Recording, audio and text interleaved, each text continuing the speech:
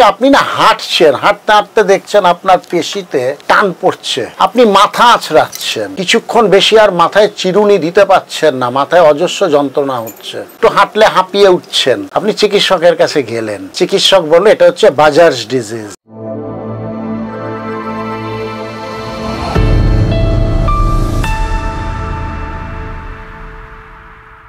নমস্কার, শুভ সন্ধ্যা।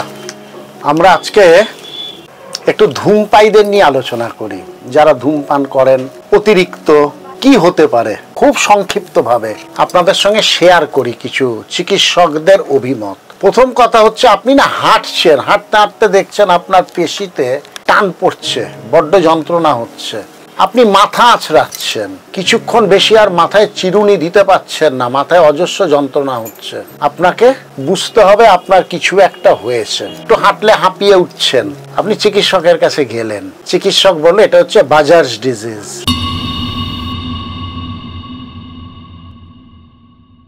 এবার আপনি তো আকাশ ভেঙে পড়লেন, বাজার্স ডিজিজ সেটা আবার কি?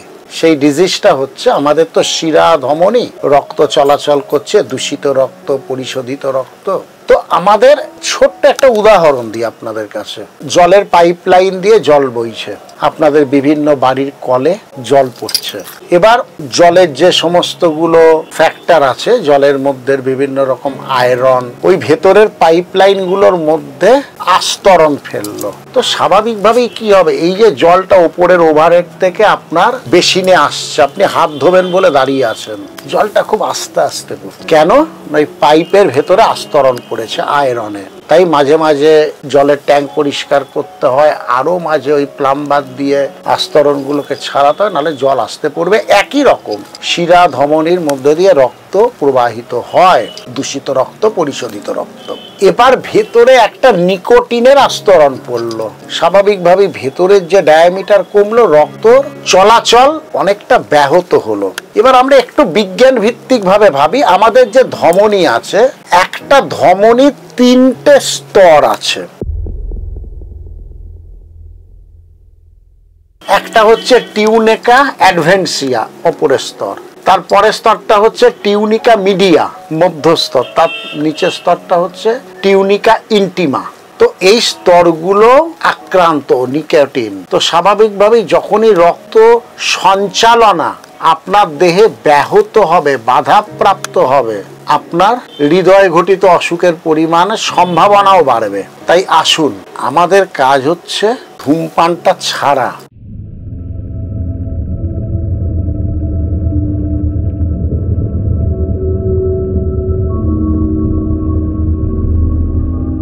ধূমপান ছাড়লে নিকোটিনের আস্তরণ পড়বার সম্ভাবনা নিশ্চিতভাবে থাকবে না, আপনার রক্ত যে চলাচল সেখা বাধাপ্রাপ্ত হবে না, আপনি একটা সুস্থ জীবন চালাবেন। তা না হলে শুরুতেই যেটা বললাম, যে ওই হাঁটতে গেলেই পেশিতে প্রচন্ডভাবে চাপ পড়ছে, চুল আঁচড়াতে গেলে মাথায় ভীষণভাবে লাগছে, এই সমস্তগুলো হচ্ছে বাজার্স ডিজিজের লক্ষণ। কনক্লুশন একটাই, ধূমপান যতটা পারা যায় পরিহার করা যায়।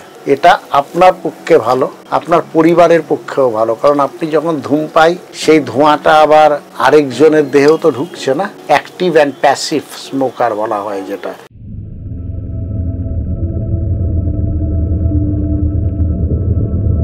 তো আসুন আমরা ভাবি, আমরা চিন্তা করি।